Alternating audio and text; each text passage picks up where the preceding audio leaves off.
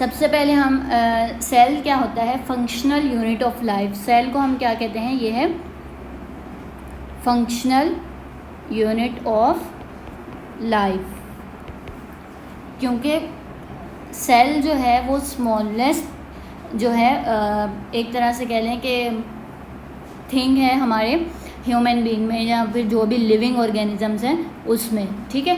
ये functional unit of life है। जब बहुत सारे सेल्स कंबाइन होते हैं तो ये वो क्या बनाते हैं, सेल्स कंबाइन होके बनाते हैं टिश्यूज़, ठीक है। हमारे पास क्या बनता है, टिश्यू। एक सेल के अंदर क्या क्या मौजूद होता है, न्यूक्लियस होता है, गोल्जी बॉडीज़ होती हैं, क्लोरोप्लास्ट होता है, क्लोरोफिल होता है, और भी बहुत सारी चीज़ें होती हैं जो हम आपको डायग्राम के ज़रिए नज़र आ रहा होगा। आपकी बुक में जो डायग्राम है एनिमल और प्लांट सेल की, उनको कंपैरिजन कीजिएगा, ठीक है। सेल हमारे पास फंक्शनल यूनिट ऑफ लाइफ है। जब बहुत सारे सेल कंबाइन होते हैं तो हमारे पास क्या बनता है, टिश्यूज़, ठीक है। अब टिश्यूज़ भी डिफरेंट टाइप्स के होते हैं, इनकी फर्दर डिटेल में हम नहीं जा रहे। जब बहुत सारे सिमिलर टिश्यूज़, याद रखिएगा सिमिलर टिश्यूज़, ठीक है, सिमिलर टिश्यूज़ जो जब कंबाइन होते हैं, similar tissues group together to form organ. इसकी क्या एग्जांपल है, हमारे पास बहुत सारे टिश्यूज़ कंबाइन हो गए ऑर्गन बनाते हैं।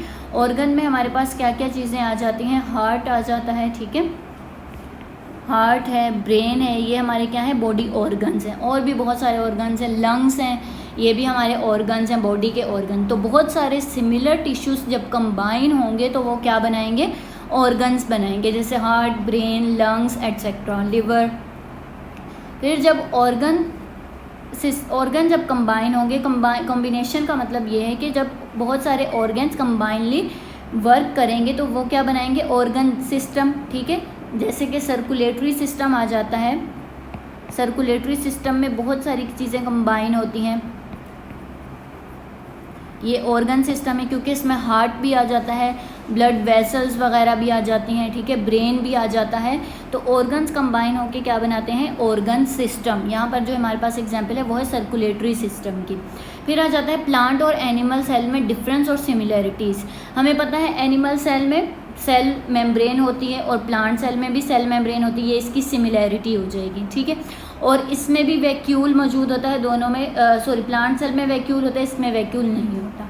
इसमें सेल वॉल होती, एनिमल सेल में सेल वॉल नहीं होती क्योंकि ये इरेगुलर इन शेप होता है, ठीक है। सेल वॉल की वजह से इसकी रेगुलरिटी होती है प्लांट सेल की। प्लांट सेल में सेल वॉल होती है इसलिए ये रेगुलर इन शेप होगा, लेकिन एनिमल सेल में सेल वॉल की ज़रूरत नहीं होती। सेल वॉल की वजह से ये रिजिडिटी आ जाती है, ठीक है। प्लांट आपने देखा होगा बाहर से कितने सख्त होते हैं, वो इनकी सेल में सेल वॉल की वजह से होते हैं, ठीक है। तो प्लांट सेल में सेल वॉल होगी लेकिन एनिमल सेल में सेल वॉल नहीं होगी। फिर आ जाता है क्लोरोफिल। क्लोरोफिल एक ग्रीन सब्सटेंस है जिसकी वजह से फूड बनती है, ठीक है। आपने देखा होगा कि जो एनिमल्स हैं वो अपनी फूड खुद प्रिपेयर नहीं करते अपनी बॉडी के अंदर, बल्कि दूसरी जो सोर्सेज होते हैं उनके ज़रिए हासिल करते हैं, ठीक है। जैसे वेजिटेबल्स वगैरह हो गए, फ्रूट्स हो गए, ये इनकी सोर्सेज हैं फूड लेने की, इसलिए इनके अंदर क्लोरोफिल या क्लोरोप्लास्ट नहीं होता क्योंकि इन्हें फूड खुद बनाने की ज़रूरत नहीं पड़ती। लेकिन जो प्लांट सेल है वो एक जगह से दूसरी जगह मूव तो नहीं करता, ठीक है, वेजिटेबल्स लेने के लिए या फ्रूट्स लेने के लिए। तो ये इनके अंदर क्या है, एक ग्रीन सब्सटेंस होता है जिसे हम कहते हैं क्लोरोफिल, जो कि लीव्स के अंदर होता है।